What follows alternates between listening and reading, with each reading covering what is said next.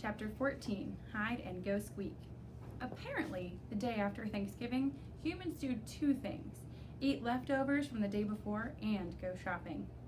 Mrs. Brisbane didn't go shopping, of course, but Mrs. Brisbane left early in the morning after telling Mr. Brisbane that there were plenty of leftovers for him in the refrigerator. So there I was, stuck with old Sourpuss. And all he did was sit in his wheelchair looking unhappy. I'd much rather have been hanging out with Principal Morales or chatting with Saya's family. I could have been tricking Miranda's dog, playing cards with AJ's family, or watching Aldo balance a broom on his finger. But no, I was watching a sad and grouchy old man act sad and grouchy. I could have just settled in for my nap, but I remembered what Mrs. Brisbane had said. This man had to get out of his cage. "Out of your cage!" I squeaked out loud without realizing it. "Quiet, you little rat," Mr. Brisbane growled at me. Then he wheeled over to the front window and stared out. Okay, if he wasn't going to get out of his cage, then I'd get out of mine, because I had a new plan. Mr. Brisbane didn't notice me open the lock that doesn't lock. He didn't see me scamper out of the cage across the table and onto the couch. He wasn't aware that I leaped down to the floor.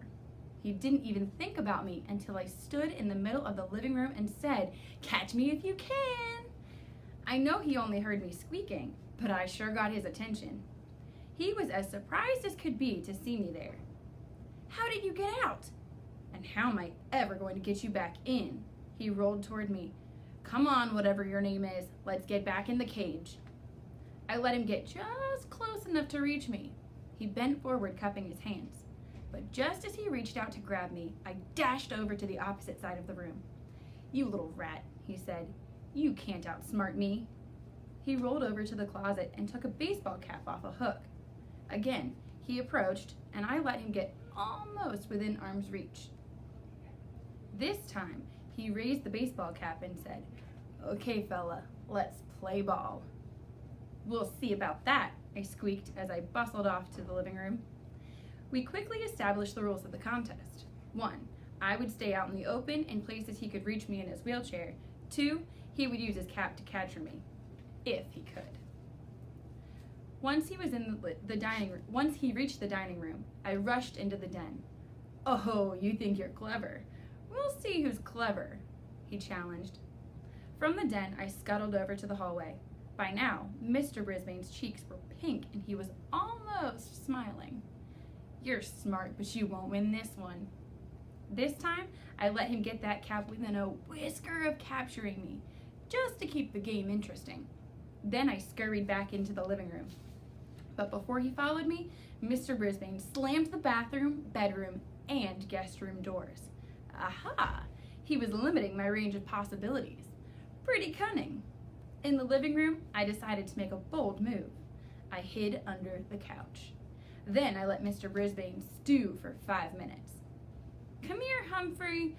You'll have to come out sooner or later," he called. And I thought he didn't know my name. He shook the curtains and pushed the chairs to see if he could rouse me. Too bad he didn't think of using sunflower seeds like Mr. Morales did. Yum. I finally got kind of bored, so I made a dash for the dining room. Mr. Brisbane followed, and this time I let him scoop me up in the cap. "I win!" he shouted triumphantly. He was beaming with pride as he stared down at me. "But you were a worthy opponent." He put me back in my cage, and I scrambled into my sleeping house. I have to admit, the game had made me a little drowsy. I don't think it was very long before Mrs. Brisbane returned, carrying several shopping bags full of packages. "What happened, Bert?" she asked when she saw her husband. "Nothing," he said. "But your face is all rosy. You look different. And you're wearing a baseball cap," she said. "Sit down, Sue," he answered. "I'll tell you all about it." He told her every detail of our match, chuckling and swinging his cap back and forth. "I guess there are some things I can still do," he said. "Now, how about a game of gin rummy?" Mrs. Brisbane was almost speechless. "Okay," she said, starting to get up. Mr. Brisbane waved her away with his cap. "I'll get the cards. You just sit." As he wheeled into the den, Mrs. Brisbane turned to me and quietly said, "Thank you, Humphrey." Mr. Brisbane didn't frown for the rest of the day and evening, except when Mrs. Brisbane beat him at cards. The next morning, which was Saturday, she couldn't even find her husband. "Where could he be?" she asked me. "He hasn't left the house in months." A minute later, he came into the house from the garage, his lap full of boards and bricks and things. "I've got an idea for our friend Humphrey," he said.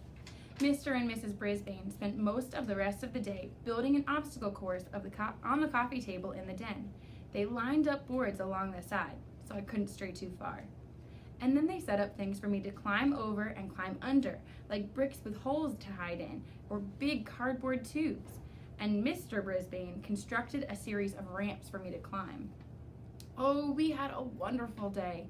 Mr. Brisbane got out a stopwatch to time me on my runs, and they made bets on how long it would take for me to get from start to finish. Mrs. Brisbane even added a few treats to the maze, bits of apple and biscuit. I had fun, fun, fun. The Brisbanes did too, I could tell. On Sunday afternoon, the Brisbanes invited their neighbors over to watch me run my maze. Mr. and Mrs. Robinson brought their 5-year-old twins along. "Glad to see you looking so chipper," Mr. Robinson told Mr. Brisbane. "I think he's finally feeling better," Mrs. Brisbane whispered to Mrs. Robinson. Mr. Brisbane looked a little vinegary again on Monday morning, though. "Why can't we keep him here, Sue?" he asked. "The children would never forgive me," she told him. "He's really their hamster." "But," she grinned, "there's a 2-week Christmas vacation coming up soon. I think Humphrey better spend it here." Could I believe my cute furry ears? She liked me so much, she actually wanted me to come back. This was a whole new Mrs. Brisbane, one who liked me. By the time Mrs. Brisbane and I returned to room 26, I was pretty tired.